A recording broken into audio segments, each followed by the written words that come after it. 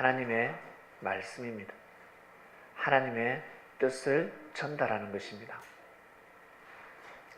우리가 알림판, 게시판이 있듯이 하나님은 계시를 하십니다. 어떻게 계시를 하시냐면 하나님은 천지를 창조하셨습니다. 하나님이 천지를 창조하셨기 때문에 하늘과 땅 모든 곳곳에 하나님의 신성과 능력이 숨겨져 있습니다. 그래서 하늘로나 땅으로나 하나님은 항상 계시를 하고 있습니다. 태초 때 하나님은 천지를 창조하셨습니다. 우리가 태어나기 전부터, 사람이 이 땅에 존재하기 전부터 하나님은 만물을 창조하셨습니다. 이 만물을 과연 어떻게 창조하셨을까? 말씀으로 창조하셨습니다. 하나님 본인 스스로 가라사대 말씀으로 이 땅을 창조하셨습니다. 곧 진리로 창조하셨다는 것입니다. 하나님의 마음으로, 사랑으로 이 땅을 창조하셨습니다. 그리고 나서 우리 인간을 창조했습니다. 우리 인간이 얼마나 신령한 사람인 줄 아십니까? 보기에 능력 없어 보이고 하찮아 보인다 할지라도 우리 사람은 하나님의 형상을 담고 있습니다. 너무나 뛰어난 존재입니다. 그래서 우리에게 복을 주셨는데, 생육하는 복을 주셨고, 그리고 이 땅에 번성을 해서 이 땅을 정복하는 축복을 주셨습니다. 주관하라는, 다스려라는 축복을 주셨습니다. 이 축복은 어마어마한 축복입니다. 우리 사람들이 모르고 살아갈 뿐입니다. 그래서 만물을 보면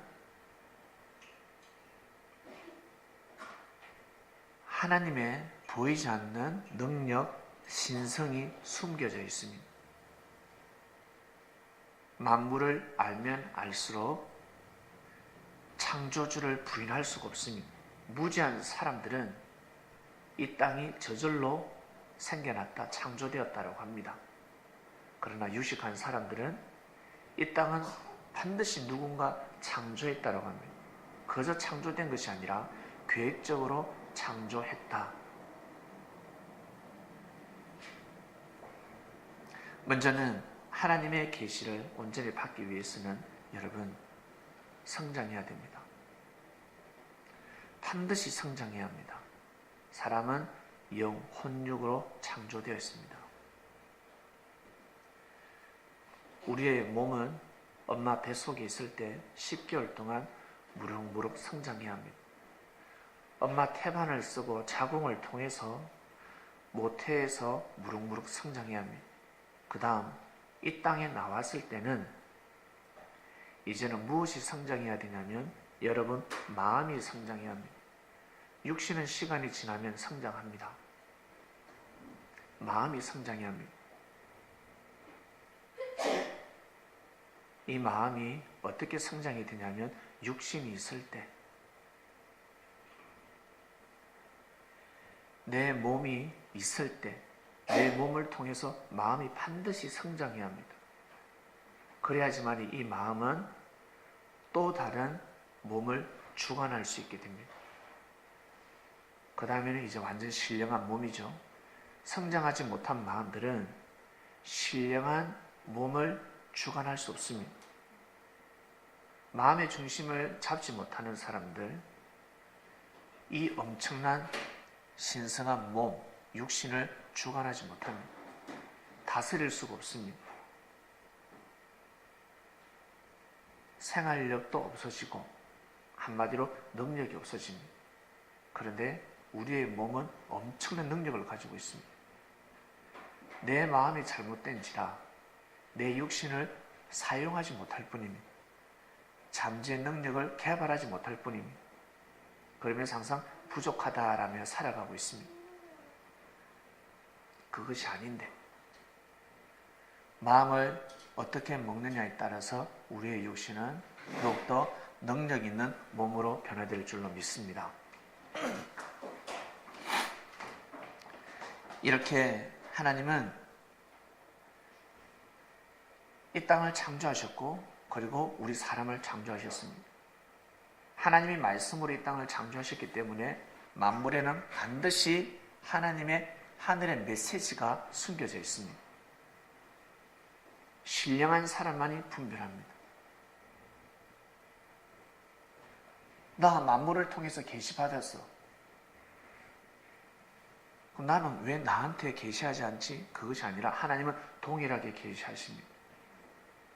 동일하게 만물을 통해서 계시를 하는데 사람이 무지하면 만물을 통해서 계시를 받을 수가 없습니다.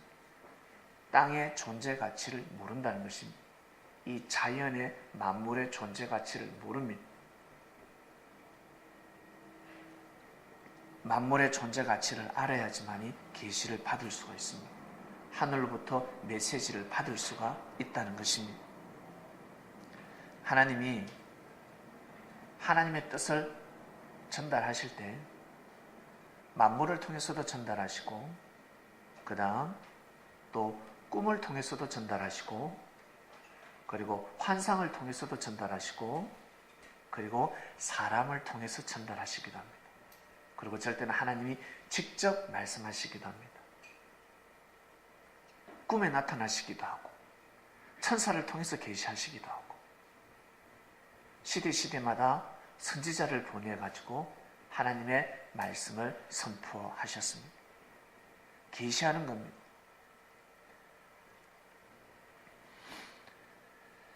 출애굽기를 보면 만물 계시가 다 나옵니다. 여기 함축되어 있는데 모세가 애굽의 바로 왕에게 가서 하나님의 뜻을 전달합니다. 모세의 뜻이 아니었습니다. 모세는 가정적으로 잘 살고 싶은데 하나님이 모세에게 모세야 너희 백성을 내가 출애굽시켜야 되겠다라고 해요. 그 말씀을 듣고 모세가 믿음을 세웠고 바로 앞에 섭니다. 바로 왕이 말을 듣지 않죠. 만물을 통해서 계시했습니다. 모세를 통해서 하나님은 말씀을 하셨음에도 불구하고 바로 왕이 받아들이지 않으니까 만물을 통해서 계시하는 겁니다. 바로 왕이 만물을 얼마나 사랑했는 줄 아세요? 어떻게 사랑했다?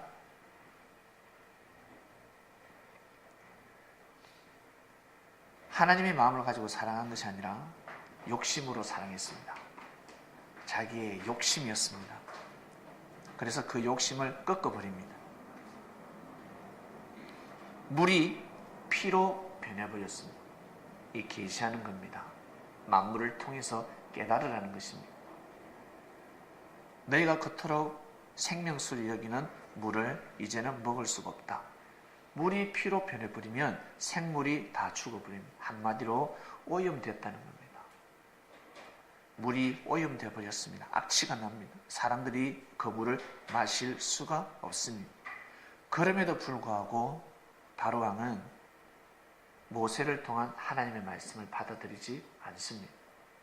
그 다음에는 개구리 재앙이 일어납니다. 왕궁 침실부터 시작해서 신하들 집을 비롯하여 백성들의 곳곳 백성들이 살고 있는 곳곳에 개구리가 몰려옵니다. 여러분 생각을 한번 해보세요. 개구리 떼가 몰려왔다. 얼마나 징그럽겠습니까? 얼마나 냄새가 독하겠습니까? 개구리를 통해서 하나님이 말씀하고 계시는 겁니다. 계시하고 있는 겁니다.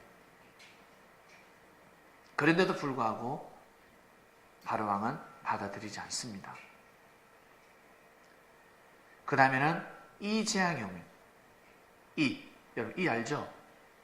이가 있으면 너무너무 가렵습니다. 피를 빨아먹는다 그러죠. 살을 이렇게 깔아먹는 벌레입니다. 이 재앙이 들이닥치고 그 다음에는 파리 재앙이 들이닥칩니다. 그럼에도 불구하고 바로 왕은 깨닫지를 못합니다. 하나님의 섭리를 받아들이지 못합니다. 그 다음에는 악질이었습니다. 그 다음에는 독종입니다. 악질은 전염병입니다. 전염병에 걸려서 동물들이 다 죽어버렸습니다. 그 다음에는 독종입니다. 독종이 무엇입니까? 종기입니다. 피부병입니다. 몸에 종기가 나기 시작합니다. 피부병이 번지기 시작합니다.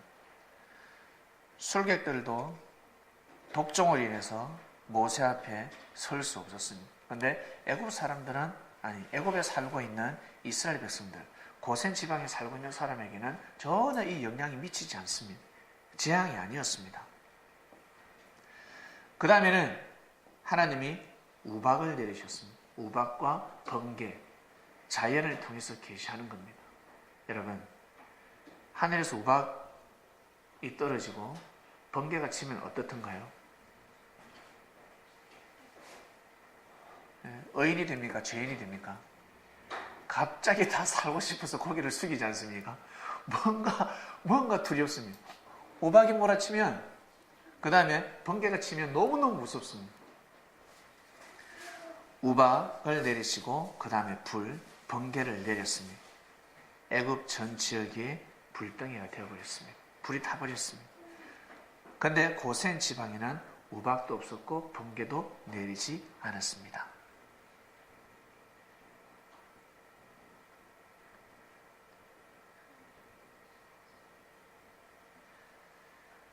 그 다음에는 메뚜기입니다. 메뚜기가 애굽을 덮습니다. 동풍의 바람을 타고 메뚜기가 들이닥칩니다. 애굽의 온 땅, 온 사방에 메뚜기의 재앙이 임했습니다. 채소, 나무, 열매, 각종 열매들은 메뚜기로부터 재앙을 당했습니다. 그럼에도 불구하고 사람들은 깨닫지 못합니다. 하나님이 만물을 통해서 말씀을 하고 있는데도 불구하고 깨달지 못합니다. 그 다음에는 무엇입니까? 흑암이었습니다. 9번째 재앙. 흑암이 들이닥칩니다. 여러분, 묽은 대낮에 혹시 밤처럼 캄캄해지는 그 날씨 경험해 보셨습니까? 정말 안 보이잖아요. 너무 캄캄해질 때가 있습니다. 그런데 이때는 더 캄캄했습니다. 3일 동안 흑암이었다고 했습니다. 낮에도 흑암이었다 했습니다. 너무너무 어두워서 사람들이 서로 알아보지 못할 정도로 애굽에는 흑암이 들이닥쳤습니다. 그럼에도 불구하고 애굽의 바로왕은 깨닫지 못합니다. 긴가민가합니다. 마음이 왔다 갔다 합니다. 왜? 한두 명이 아니라 한 가정도 한 가문도 아니고 이스라엘 민족을 내어놓아야 합니다. 그 당시 때 인력은 돈이었기 때문에 이스라엘 백성들 없이는 애굽의 경제가 무역이 돌아갈 수가 없었습니다. 이제 돈으로 이제 환산을 한 거죠. 물질을 내어놓을 수가 없었습니다. 그러나 이스라엘 백성들이 사는 그 고센 땅은 광명이 임했습니다. 빛이 있었습니다. 이것이 바로 만물 계시입니다. 자연 계시. 만물을 통해서, 자연을 통해서 하나님이 계시하시는 것입니다. 어떤 계시요? 하나님의 뜻을 받아들여라. 하나님의 섭리를 받아들이라고 말씀하시는 겁니다. 그리고 이 만물 중에는 또 이 별을 통해서 계시를 한 적이 있는데, 동방박사 세 사람이 별을 보고 예수님을 찾아왔습니다. 이 사람은 천문학자들인 것 같아요. 별자리를 보고 큰 인물이 태어났다라고 찾아왔는데, 어디로? 유대 땅까지, 그리고 베들레헴 왔습니다. 마구간에서 태어나는 예수님을 보게 됩니다. 별을 보고 왔습니다. 여러분, 혹시 하늘의 별을 보고 혹시 계시받은 분 있습니까? 하늘의 별을 보면서 저 별은 내 별이야. 너무 반짝반짝 빛난다. 나는 저런 사람이 될 것이야. 그리고 해를 바라보면서 우리 여성들 해를 바라보면서 나에게 해 같은 남자가 나에게 사랑을 고백할 것이야. 우리 남자들은 저 달 같은 여성을 만나고 싶다. 이렇게 게시판을 보셨습니까? 자, 그 다음요. 여러분 또 만물을 통해서 계시를 하셨는데 우리 삶을 살아가다 보면 풀은 식은다고 합니다. 풀을 보면서 인생을 돌아보게 됩니다. 꽃이 시드니까 나의 인생도 결국 시들게 되는구나. 그런 계시, 깨달음을 받습니다. 자, 여기 요나가 등장하는데요. 요나는 하나님으로부터 말씀을 받습니다. 직접 계시를 받았습니다. 말씀으로 하나님 음성이 들렸습니다. 니느웨 성에 가서 복음을 전하라 하였습니다. 요나는 북이스라엘 사람입니다. 니느웨 성은 아수르의 수도였습니다. 아수르 때문에 북이스라엘 망했습니다. 우리가 일본을 통해서 우리나라가 망했듯이 식민지 생활할 때입니다. 근데 하나님이 요나 보고 그것도 어디에? 저 일본 동경에 가서 복음을 전하라는 말이에요. 그들이 심판에 이르게 되었으니 가서 회개시켜라. 준비되고 예비되어 있으니 가서 복음을 전하면 된다라고 하였습니다. 믿기가 얼마나 어려웠겠습니까? 요나는 정말 믿기 어려웠습니다. 그리고 믿고 싶지도 않았습니다. 하나님의 말씀을 받아들이기가 싫었습니다. 그리고 자기 갈 길로 떠나려고 떠나다가 결국 고려배 속에 들어갑니다. 고려배 속은 바로 무덤입니다. 자기 생각이 죽음에 이르렀습니다. 3일 동안 고생하다가 다시금 어때요? 생기를 받고 니느웨 성에 갑니다. 그럼에도 불구하고 이 요나는 긴가민가 니느웨 성의 사람들이 다 구원받는 게 싫었습니다. 왜? 원수의 나라였기 때문에. 원수의 나라였습니다. 그런데 요나가 결국에는 복음을 전합니다. 복음을 전하고 그들이 회개할 줄 몰랐죠. 그런데 니느웨 성에 12만 명이 회개를 해버렸습니다. 놀라운 일이 일어났습니다. 정말 보기 드문 일입니다. 결국 심판을 받아야 할 그 니느웨 성이 심판을 받지 아니하고 요나는 기뻐하지도 않았습니다. 분명히 하나님은 이 백성들을 살리실 거라고 투덜대기도 하고 한마디로 시험 들기도 하고 하나님한테 섭섭해하기도 하고 그 유대 민족의 입장에서 이제 하나님의 섭리를 생각한 겁니다.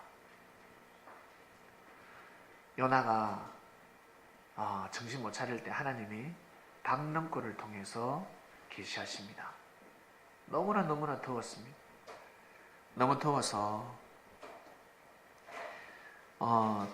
더웠는데 하나님이 박능골을 준비해서 이 요나의 머리 위로 그늘을 지게 했습니다. 그래서 요나가 기뻤습니다.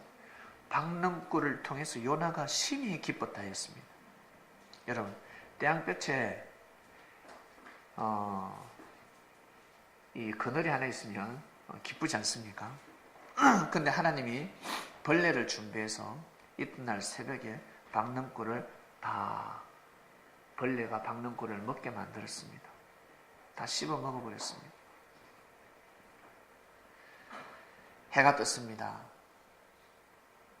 동풍이 불고 뜨거운 바람이 붑니다. 요나의 머리가 째는데 요나가 죽을 것 같습니다. 얼마나 더운지. 요나가 바로 이 태양을 받은 것 같아요. 직사광선을. 머리숱이 없었는지 모르겠지만 요나가 머리가 자꾸 머리가 뜨거워 죽을 뻔했다고 합니다. 내가 죽을 것 같다 그랬습니다. 도저히 살지 못하겠습니다. 그러면서 요나가 박능쿨을 보고 썩냅니다. 이씨, 박능쿨 네가 죽었어. 네가 시들었어 그랬다. 박능쿨 이파리를 머리에 좀 얹으려 해도 다 시들어가지고 박능쿨이 싹 다 말라버렸어. 그러니까 씩씩거렸어. 그때 하나님이 요나에게 네가 수고도 하지 않았냐? 넌 수고도 안 했는데, 배양도 안 하고 박넝쿨이 죽었는데 네가 뭐가 아깝냐 였습니다. 근데 네가 박넝쿨을 그렇게 아끼냐? 박넝쿨도 그럴진데 하물며 이 큰 성읍 니느웨 성에는 좌우를 분별하지 못하는 사람들이 12만 명이나 있습니다. 육축도 많고 그리고 사람들이 12만 명인데 이들을 죽게 할 수 없다 했습니다. 깨우쳐 주는 겁니다. 박넝쿨을 통해서, 식물을 통해서 요나는 깨달음을 얻었습니다. 저도 한때, 저는 발랑개비라고 해야 되나? 우리 논에 가면, 밭에 가면 잡초 있죠, 잡초. 이 잡초인가? 밥 먹고 나면 촌에서 이걸 뽑아서 이렇게 입쑤시개도 하기도 하는 그 풀이 하나 있어요. 근데 이 탄력이 좋아. 횡창하는 아주 유연하죠. 한 번은 제가 일을 하다가 너무 화가 났습니다. 내용은 모르겠는데 너무 화가 났습니다. 그래서 제가 속으로 저주를 하고 악평을 하고 욕을 하고 그랬습니다. 그때 제가 하나님을 잘 섬길 텐데 겉으로는 욕을 못하니까 내가 낯질을 하면서 씩씩씩씩 거렸습니다. 그럴 때 제가 침을 뱉고 싶어가지고 이제 가래를 뱉었죠. 칵 해가지고 팍 뱉었는데 그 풀에다가 걸리는 거예요. 그 풀에. 그 풀이 제 앞에 있었거든요. 이렇게 낯질을 하는데 탁 걸렸어요. 그 풀에 딱 맞아. 이게 휑 누군 이렇게 유인하잖아. 이렇게 유인하지 않습니까? 이렇게 슉 갔다가 탁 쳤는데 그 더러운 침이 제 얼굴에 탁 덮였어요. 제가 깜짝 놀랐어요. 여러분, 이것은 불가항력입니다. 불가항력. 한번 해보세요. 아니, 식물이 마치 나한테 반항을 하듯이, 야, 이 새끼야, 입 다물 하듯이 쫙 넘어갔다가 탁 쳤는데 그것도 너무 더러운 침이었어요. 있는 힘을 다해서 모아서 뱉은 침이었는데 그것이 그대로 제게 탁 날라와. 제가 너무 충격받았어요. 그때 제가 바로 하나님 죄송합니다 했어요. 얼굴에도 묻고 옷에도 튀고 너무 충격받았어요. 그 이후로 제가 낯질하면서 제가 악평하지 않습니다. 그토록 욕을 하지 않습니다. 하나님이 다 듣고 계시는구나. 내가 모를 뿐이지 하나님은 다 보고 계시는구나. 다 듣고 계시는구나. 내가 그때 기도를 했으면 되는데 내가 왜 악평을 했을까? 내가 왜 욕을 했을까? 하늘이 보기에 내가 악한 사람이 된 겁니다. 그러지 말라고. 그런 마음 먹지 말라고. 식물을 통해서 저에게 깨워주셨습니다. 자, 제가 그때 계시를 받았습니다.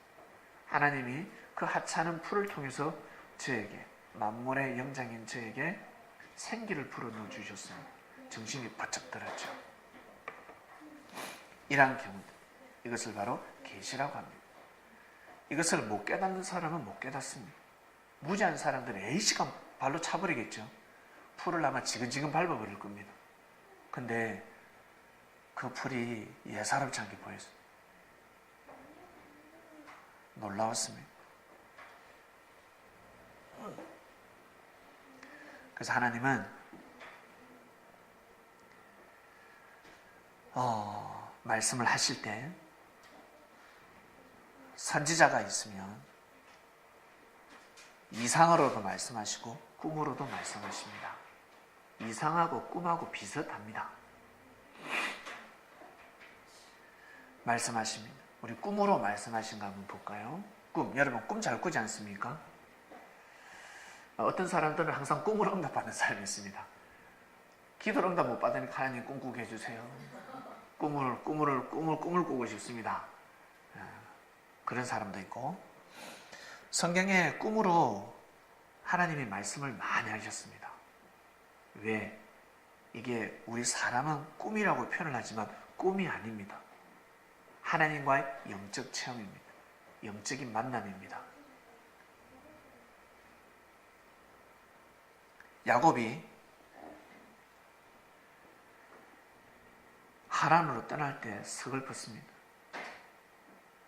하나님한테 축복받았는데 아버지한테 축복받고 나서 도망자 신세가 되었습니다. 그럴 때 너무 서글펐습니다.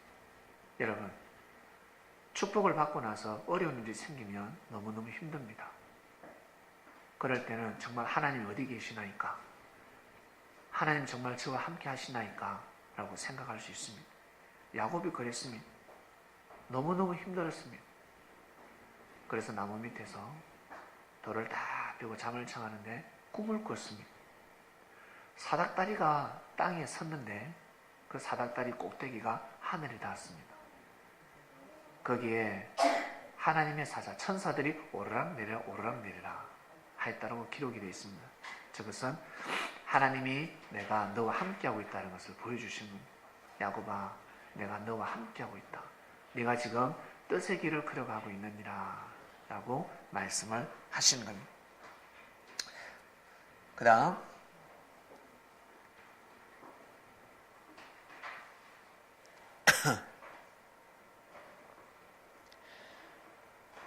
야곱에게 이제 20년이 지났죠. 집을 떠난 지가, 가나안 땅을 떠난 지가 이제 다시금 가나안으로 돌아가야 합니다. 20년 만에 돌아가는 분위기가 되었습니다. 꿈으로 말씀하셨습니다. 이곳을 떠나서 네 출생지로 돌아가라. 하나님 말씀하셨습니다. 다시금 돌아가라. 꿈을 통해서 말씀을 받았습니다. 꿈이라고 하면 여러분 잘 아는 사람이 있습니다. 뛰어난 인물인데 요셉입니다. 요셉은 꿈꾸는 대로 다 됐습니다. 왜냐하면 그 꿈이 꿈이 아닙니다. 하나님 꿈으로 말씀을 하신 겁니다. 요셉이 어떤 꿈을 꾸냐면 밭에 곡식을 묻고 있는데 요셉의 단이 일어났고 형들의 단이 요셉의 단을 빈둘러서 절을 했다고 합니다. 볕단이 절을 했습니다. 이 말을 들은 형들이 대노하죠. 우리가 니한테 절한단 말이냐? 이놈 보자 하니까 못된 놈이다 했습니다. 교만한 놈이다 했습니다. 그리고 또 꿈을 꿨습니다. 해와 달과 열왕별이 자신에게 절을 하는 꿈을 꿨습니다. 아버지와 어미와 그리고 형들이 니한테 정말 절을 하겠냐? 결국 절을 하게 됩니다. 왜? 요셉은 총리가 되었습니다. 애굽의 총리가 되었고 결국 이 꿈대로 형들이 아버지가 어미가 다 절을 했습니다. 꿈대로 이루어졌습니다. 꿈으로 이미 계시를 받은 겁니다. 하나님이 너 요셉 너를 통해서 내가 어떠한 선례를 하겠다라는 것을 말씀을 하신 겁니다. 여러분 영몽을 꾸면 그 영몽을 꼭 이루시길 바랍니다. 요셉이가 이 꿈이 그냥 이루어진 것이 아닙니다. 요셉은 이 하나님으로부터 축복을 받고 나서 엄청난 고난의 길을 걸어갑니다. 그럼에도 불구하고 굴복하지 않았습니다. 믿음을 저버리지 않았습니다. 끝까지 믿음을 지켰습니다. 결국 때가 되면 추수의 때가 되었을 때 알곡으로 어디로 들어갑니까? 왕궁으로 들어가게 되고 하나님으로부터 축복을 받게 됩니다. 그리고 요셉이가 이제 억울한 누명을 쓰고 감옥에 있을 때 술 맡은 관원장하고 그리고 떡 굽는 관원장이 부정부패로 감옥에 들어왔습니다. 이 두 사람이 동시에 꿈을 꾸었는데요. 요셉이가 꿈풀이를 잘하다 보니까 술 장관이 먼저 꿈 이야기를 합니다. 내 꿈을 좀 풀어봐라. 예, 말씀해 보세요. 포도나무가 있는데 그 나무에 새 가지가 싹이 나고 꽃이 피고 포도송이가 익었다. 내 손으로 그 포도즙을 짜서 바로 왕에게 내가 술을 내가 대접했다라고 합니다. 그때 요셉은 거기에 포도나무 3가지는 3일입니다. 3일 후에 당신은 풀려납니다. 라고 해몽해 줬습니다. 이 말을 들은 떡 굽는 장관이 기가 솔깃하죠. 그러면 내 꿈도 좀 풀어봐라 그랬습니다. 꿈은 흰떡 3광주리가 자신의 머리 위에 있는데 새들이 와서 그 떡을 먹더라 하였습니다. 요셉이 해몽은 당신 사흘 뒤에 떡 뗍니다. 당신은 죽습니다. 술 장관은 술술 풀려나고 떡 담그는 장관은 죽습니다. 그대로 이루어졌습니다. 그대로 꿈대로 되어버렸습니다. 말씀을 한 겁니다. 앞으로 일어날 일을 꿈으로 보여주신 것입니다. 그래서 우리 어른들은 꿈을 가벼이 여기지 않습니다. 예사롭지 않은 꿈을 꿨을 때는 오늘 조심해라. 불길하다. 일찍 들어와라. 조심해야 된다. 오늘은 놀러 가지 마. 여행 가지 마. 결국 꿈을 통해서 화를 빚게 가게 만들어주는 겁니다. 신령한 사람들은 이렇게 꿈을 통해서나 그리고 자연을 통해서나 다 이렇게 계시를 받게 됩니다. 그리고 그 계시를 무시하지 않습니다. 그리고 꿈도 하늘이 주시는 꿈이 있고 그리고 사단이 주는 꿈이 있습니다. 귀신이 노략질하는 꿈도 있습니다. 이것을 잘 분별해야 됩니다. 요셉이가 총리가 되는 결정적인 꿈이 있습니다. 바로왕이 꿈을 꾸었습니다. 바로왕이 꿈을 꾸었는데 이 꿈을 풀지 못합니다. 요셉이가 이 꿈을 풀어줍니다.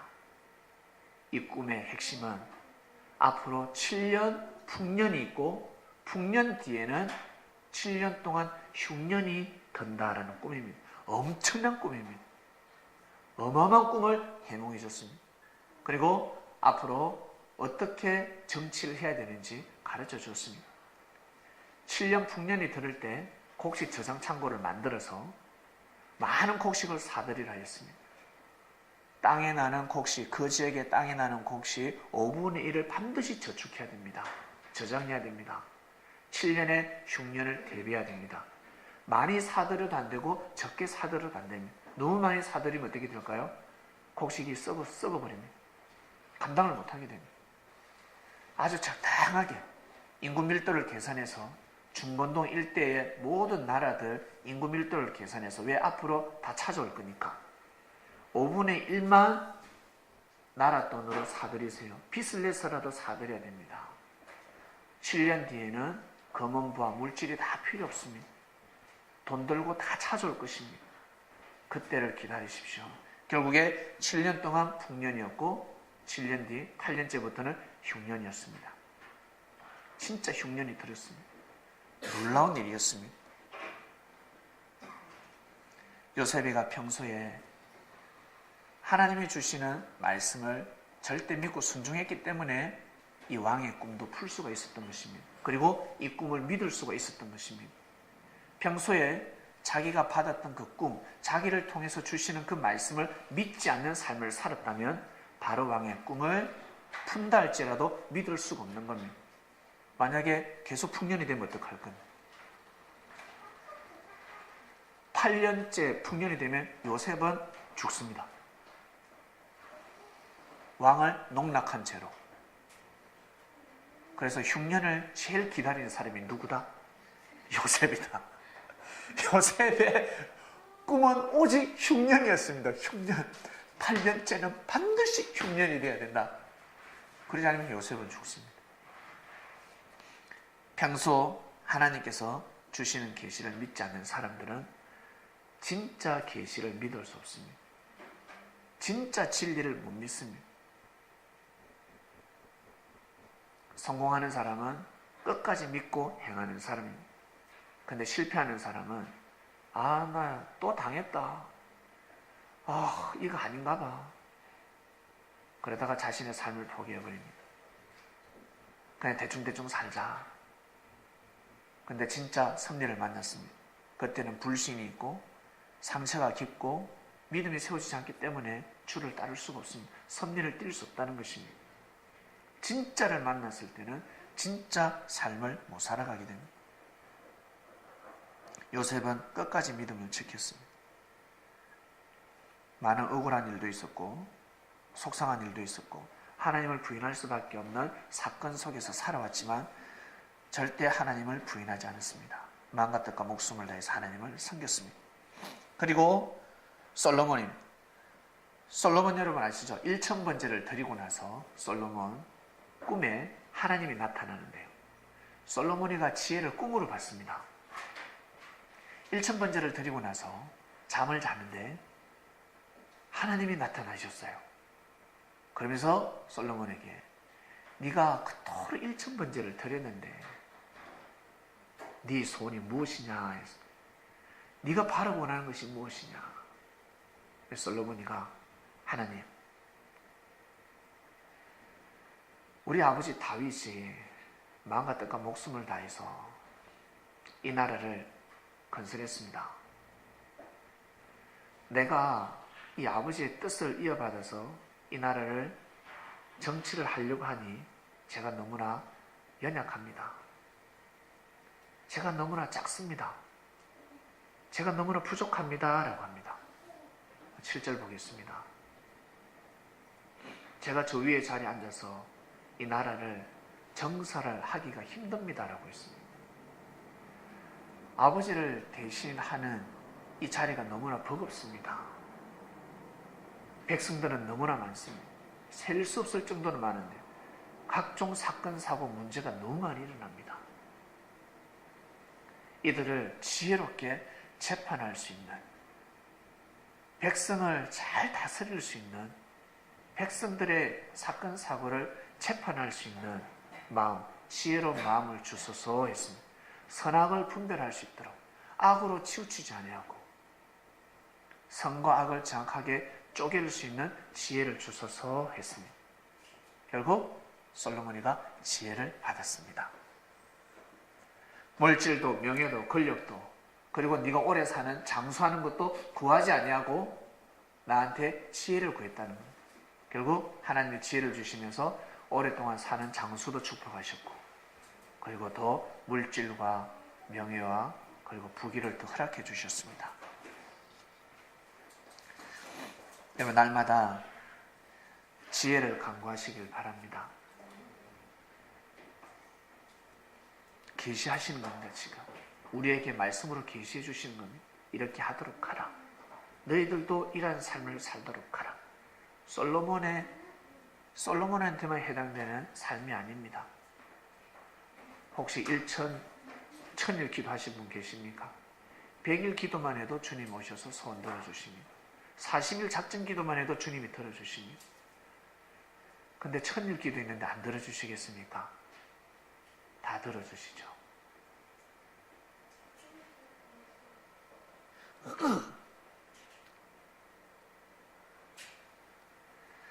그리고 다니엘입니다.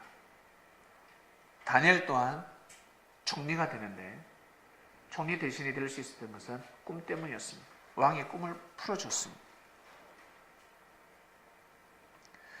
정치적인 꿈이었습니다. 다니엘은 그 당시에 정치가였습니다.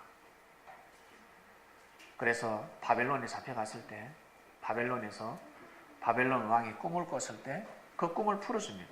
앞으로 이 정계가 어떻게 돌아가는지, 앞으로 국제 무역이죠. 국제 간의 교류가 어떻게 될 것인지, 어떤 나라가 또 일어나고 어떤 나라가 쿠데타를 일으키고 누가 또 전쟁을 일으키고 앞으로 어떻게 또 나라가 나눠지고 분열이 되고 서로 하나 되고, 그것을 이 왕이 꿈을 꾸었습니다. 그 꿈을 다니엘이가 정확하게 풀어줍니다. 근데 꿈으로 볼 때는 이거 꿈이 희한한 꿈입니다. 이 보면 마치 뭐라 그럴까, 아이언맨이죠. 아이언맨의 꿈에 나타난 거랑 똑같습니다. 머리는 정검이고요. 우상이 하나 딱 서 있는 거예요. 머리는 정금으로 되어 있고 가슴과 팔은 은이고 배와 넙죽다리는 노심이, 종아리는 철이고 또 한쪽은 또 진흙으로 되어 있고, 이것을 어떻게 풀 수 있겠습니까? 근데 어디에서 돌이 날아와서 이 신상을 깨뜨렸다고 합니다. 이 꿈을 어떻게 풀 수가 있겠습니까? 근데 다니엘이가 이 꿈을 풀어줍니다. 하나님이 왕에게 축복을 하셨습니다. 앞으로 어떻게 될 것인지, 이 나라가 어떻게 될 것이고 다른 이웃 나라의 운명이 어떻게 될 것인지, 백성들이 전쟁을 일으키고 일어나지만 왕을 이길 수가 없습니다. 왕은 오직 하나님을 경외하는 삶을 사세요 라고 가르쳐 줬습니다. 풀어주었습니다. 결국 다니엘이가 총리가 됩니다. 이렇게 꿈을 통해서 하나님은 말씀을 해주셨습니다.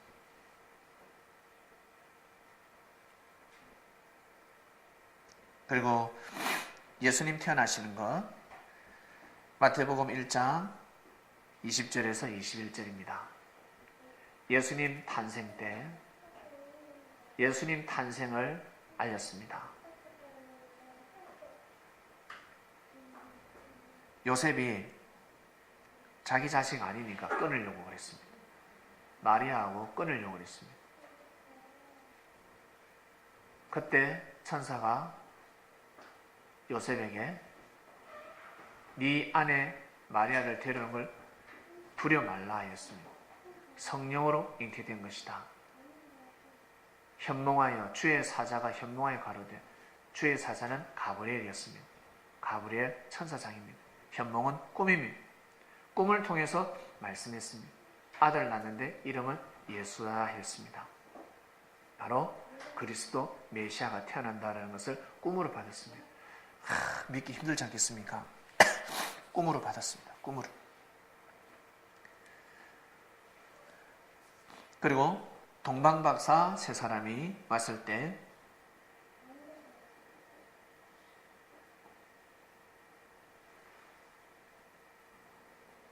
예수님을 만나고 나서 꿈을 꿉니다. 헤롯에게로 돌아가지 말라 했습니다. 헤롯은 동방박사 세 사람에게 그 왕이 어디서 났는지 가르쳐 달라 했습니다. 나도 가서 경배하겠다고. 그런데 꿈에 헤롯에게 돌아가지 마라. 바로 너희들 고국으로 돌아가라 하였습니다. 그리고 또 가브리엘이가 요셉에게 현몽하여 꿈으로 나타납니다. 헤롯이 아이를 죽이려고 한다. 그러니 애굽으로 도망가라. 국경을 넘어가라 하였습니다. 이렇게 꿈으로 가르쳐 줬습니다. 꿈대로 되어버렸습니다. 그리고 예수님 십자가의 길을 걸어가실 때 본디오 빌라도의 아내가 꿈을 꿉니다. 밤새도록 시름시름 꿈을 꿉니다. 마태복음 27장 19절입니다. 사람을 보내가지고 뭐라고 합니까? 자기 남편에게 사람을 보냅니다. 예수님은 옳은 사람이라는 겁니다. 죄가 없는 사람입니다. 절대 상관하지 말라는 겁니다. 당신이 재판하면 아니 된다. 꿈에 내가 그 사람을 인해서 많이 애를 썼나이다. 아주 힘든 꿈을 꾸었으면 손대면 아니 된다는 것. 의인이니까 죽이면 아니 된다는 것. 이것이 바로 꿈입니다. 이뿐만 아니라 성경에는 하나님께서 꿈으로 말씀하신 것이 너무나 많습니다. 여러분에게도 마찬가지입니다. 꿈으로 말씀을 많이 하십니다. 여러분이 기도했을 때 꿈으로 답을 주기도 하고, 하나님이 주시는 꿈이 있고, 그리고 사단이 주는 꿈도 있습니다. 왜 진리가 있듯이 또 비진리가 있듯이. 그러나 이 모든 꿈은 다 성경에 기록되어 있습니다. 성경에서 다 풀어집니다. 이미 성경에 다 기록되어 있기 때문에 성경을 보면 볼수록 꿈에 대한 해몽을 잘 할 수가 있습니다. 그리고 환상으로 넘어갑니다. 환상은 눈을 뜨고 보는 겁니다. 눈을 뜨고 그냥 보이는 겁니다. 순간적으로 보였다가 사라지는 겁니다. 영안이 열린다라는 겁니다. 영안이 열려버리는 것입니다. 꿈은 자면서, 눈을 감고 자면서 육신은 잠을 자지만 영은 잠을 자지 않습니다. 그래서 꿈을 꾸는 겁니다. 그리고 환상은 눈을 감지도 않았는데 눈을 뜨고 있는데 그냥 보이는 겁니다. 이렇게 보이듯이 보였다가 싹 순간 사라집니다.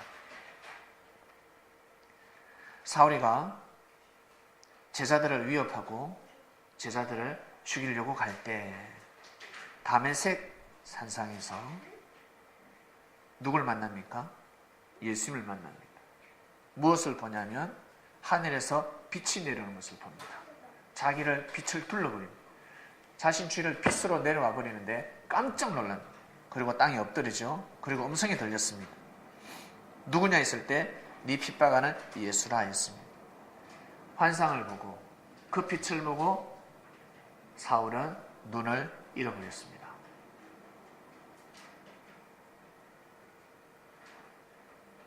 그리고 아나니아에게 주님이 나타나셔서 10절 보겠습니다. 아나니아에게 나타나서 주님이 환상 가운데 말씀하시되 아나니아에게 환상으로 나타나셨습니다. 집가라는 거리로 가라 하였습니다. 유다 집의 다소 사람 사울을 만나서 그에게 복음을 전하라 하였습니다. 이 환상으로 주님을 만나게 됩니다. 그리고 바울도 마찬가지입니다. 사도행전 18장 9절에 10절에 보면 바울이가 밤에 환상 가운데 주님을 만나게 됩니다. 밤에 주께서 환상 가운데 바울에게 말씀하시되 두려워 말라 하였습니다. 두려워 말고 잠잠하지 말고 말하라. 복음을 전하도록 하라. 아무도 너를 해하지 못한다. 주님이 직접 나타나셔서 말씀을 하셨습니다. 그리고 세례요한이가 환상을 보게 되는데 마태복음 3장 16절 17절입니다. 예수님이 세례를 받으실 때 하늘에서 성령이 비둘기같이 내려오는 것을 봅니다. 이거 환상입니다. 그리고 하늘에서 음성도 들리고 환상을 보면 무엇합니까? 믿음을 지키지 못했습니다. 꿈을 꿔도 믿음을 지키지 못하는 사람들이 있고 환상을 봐도 믿음을 지키지 못하는 사람들이 있습니다. 말씀을 들어도 믿음을 지키지 못하는 사람들이 있습니다. 하나님은 수없이 계시를 하십니다. 꿈을 잘 꾸는 사람이 뛰어난 사람입니까? 환상을 보는 사람이 뛰어난 사람입니까? 어떤 사람이 뛰어난 사람일까? 그리고 말씀을 듣고 깨달음을 받고 영감을 받는다지 않습니까? 영감이 무엇입니까? 신령한 생각입니다. 하늘의 메시지를 딱 순간적으로 받는 사람들, 깨우침을 받는 사람들입니다. 이것은 누구에게나 모든 사람들에게 동일하게 하늘을 내려주고 계십니다. 사람들이 모르고 살아갈 뿐입니다. 신령한 사람만이 캐치할 수 있습니다. 아, 이것은 영감이구나. 이건 내 생각이 아니다. 이건 하늘이 주신 영감이야. 아, 이 꿈은 보통 꿈이 아니다. 하나님의 꿈으로 말씀하시는 것이야. 꿈도 한번 응답받으면 믿고 가야 하는데 사람들은 꿈으로 맛을 들인 사람은 계속 꿈을 꾸고자 합니다. 환상을 본 사람들은 계속 환상을 보고자 합니다.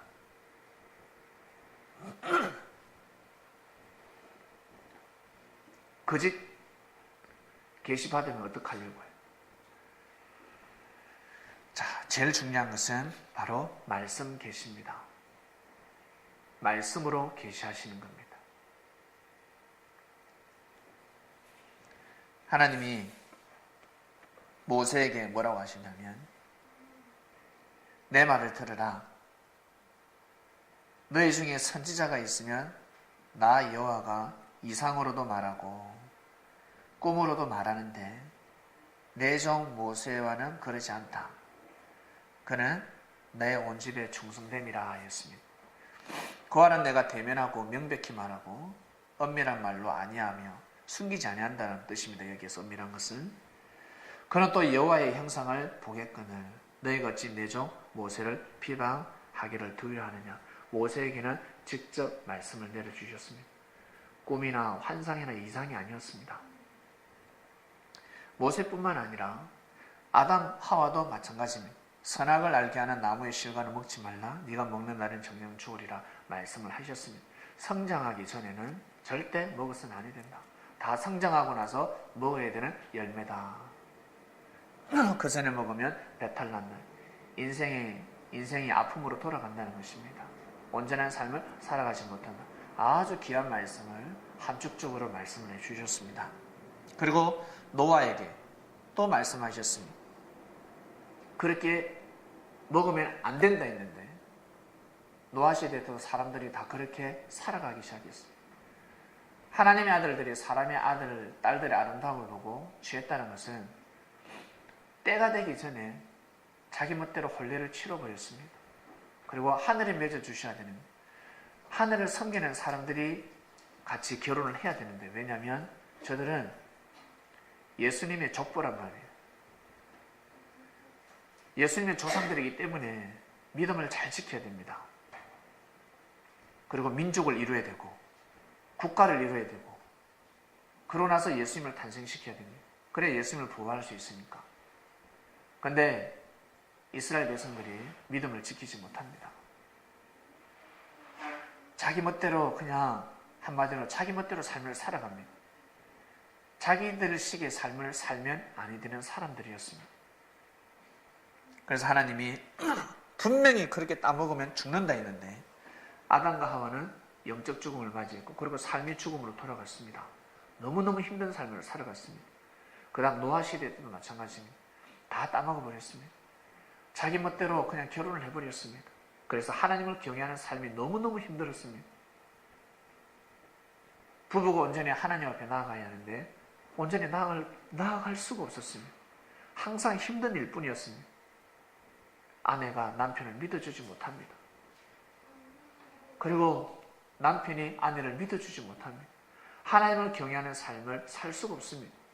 오직 물질을 중심하는 삶을 살아갈 수밖에 없습니다.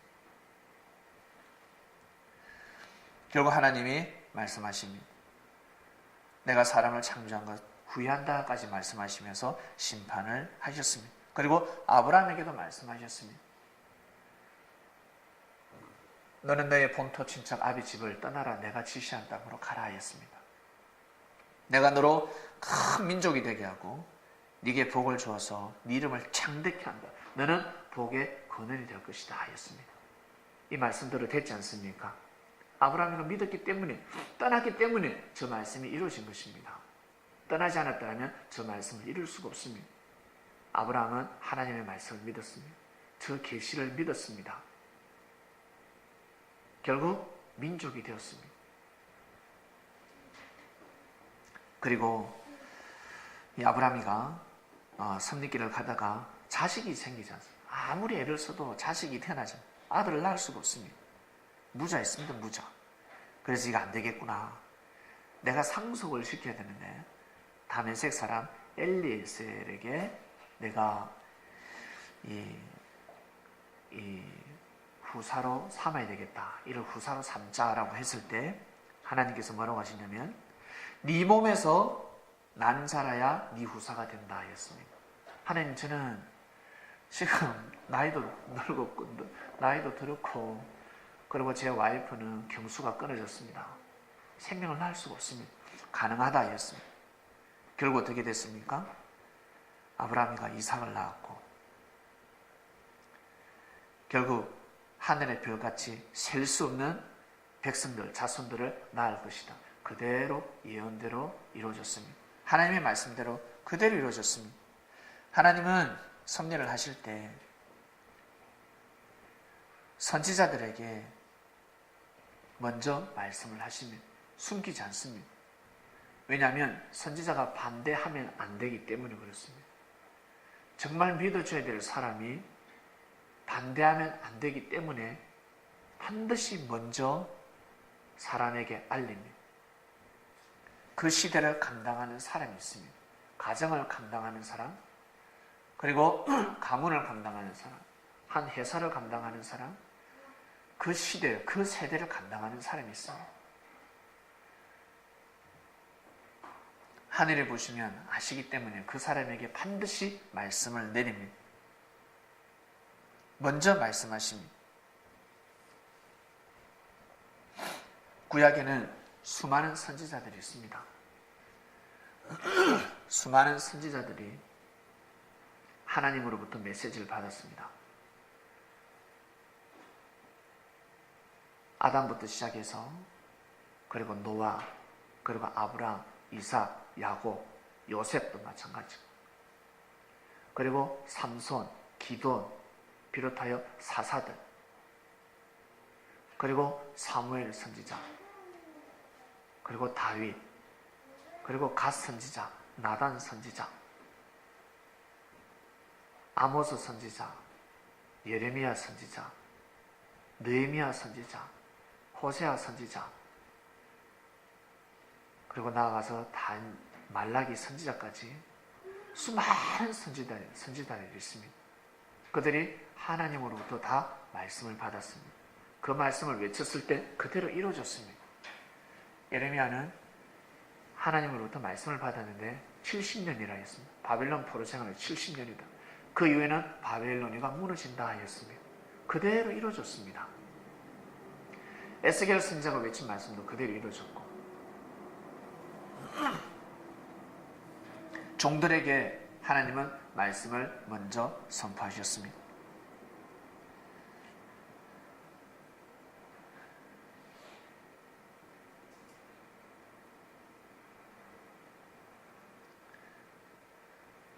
그러고 나서 이제 예수님이 오셨습니다. 예수님이 오셔서 확실한 말씀을 전해주셨습니다. 요한복음 1장입니다. 태초에 말씀이 계시니라. 이 말씀은 하나님과 함께 계셨고 이 말씀은 곧 하나님이라 하였습니다. 곧 하나님이라. 그가 태초에 하나님과 계셨고 만물이 그로 말미암아 지은 바 되었으니 이것은 하나도 그가 없이는 된 것이 없느니라까지 말씀하셨습니다. 그래서 주님이 오셔서 선지자로 말씀하신 말씀들, 창세부터 감추어진 비유의 말씀을 다 풀어주셨습니다. 왜냐하면 창세부터 하나님이 만물을 창조하실 때 주님이 함께 하셨기 때문에 너무나 잘 알고 계십니다. 하나님의 섭리를 너무나 잘 알고 계시기 때문입니다. 다 풀어주셨습니다. 그래서 여호와의 책을 자세히 봐야 됩니다. 하나님의 책을 자세히 보아야 합니다. 하나도 빠진 것이 없습니다. 짝 없는 것이 없습니다. 하나님이 이 만물을 창조하실 때 말씀으로 창조하셨기 때문에 말씀의 모든 것이 답이 다 있습니다. 율법서에 답이 다 있다는 것입니다. 그런데 사람들은 비유로 되어 있기 때문에 이 말씀의 답을 찾아낼 수가 없었습니다. 하나님의 최고의 말씀은 바로 계시의 말씀은 성경입니다. 성경에 하나님의 계시가 다 들어있습니다. 그래서 여호와의 책을 자세히 보라는 것입니다. 성경은 하나님의 감동으로 쓰여진 책입니다. 그래서 성경을 보면 교훈을 얻습니다. 그리고 어떨 때는 책망을 받습니다. 어떨 때는 칭찬을 받기도 하고, 무지한 사람들은 성경을 보더라도 계시를 받을 수가 없습니다. 성경을 통해서 수많은 계시를 받습니다. 노예 해방도 성경을 통해서 일어났습니다. 그리고 지구촌 곳곳에 민족의 개혁, 민족의 해방도 성경의 힘을 입어서 사람들은 불굴의 의지로 나아갔습니다. 절대 그 나라를 향한 하나님의 뜻을 굽히지 않았습니다. 왜냐하면 성경에 적혀져 있기 때문에, 하나님이 말씀을 하셨기 때문에 절대 믿었습니다. 그 믿음으로 모든 민족들이 자유를 얻게 되었습니다.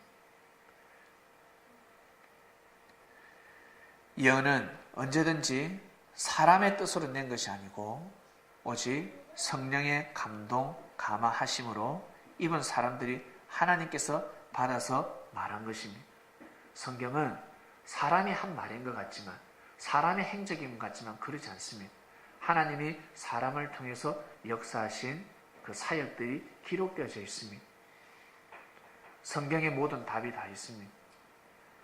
꿈도 중요하고, 그리고 환상도 중요하고, 그리고 이상도 중요하지만 제일 중요한 것은 바로 말씀입니다. 말씀으로 꿈을 풀어야 합니다. 말씀으로 이상을 풀어야 합니다. 삶의 질서를 바로잡는 계시를 받아야 합니다. 삶의 질서를 흐트리는 계시는 올바른 계시가 아닙니다. 잘못된 계시입니다. 그래서 반드시 진리를 알아야 합니다. 하나님의 말씀을 알아야지만이 하나님의 계시를 받을 수가 있습니다. 온전한 계시를 받을 수 있습니다. 예언 또한 마찬가지입니다. 예언을 한다고 하는데 응답을 받고 예언을 한다. 예언의 은사가 있는데 저 예언 또한 바로 하나님의 말씀입니다.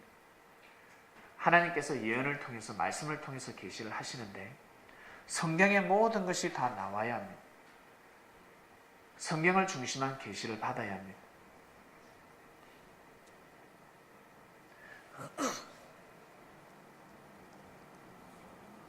오늘의 말씀의 주제는 하나님의 계시입니다.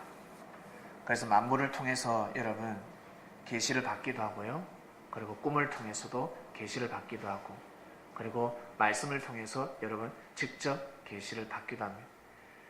이 시대는 어떠한 시대인지 말씀을 듣지 않으면 계시를 받을 수가 없습니다. 지금 이 시대는 과연 어떠한 시대일까? 예수님의 시대 때 예수님의 말씀을 듣지 않고서는 그 시대가 어떠한 시대인지를 확실히 계시받을 수가 없었습니다. 모두 다 잘못된 계시를 받고 있습니다.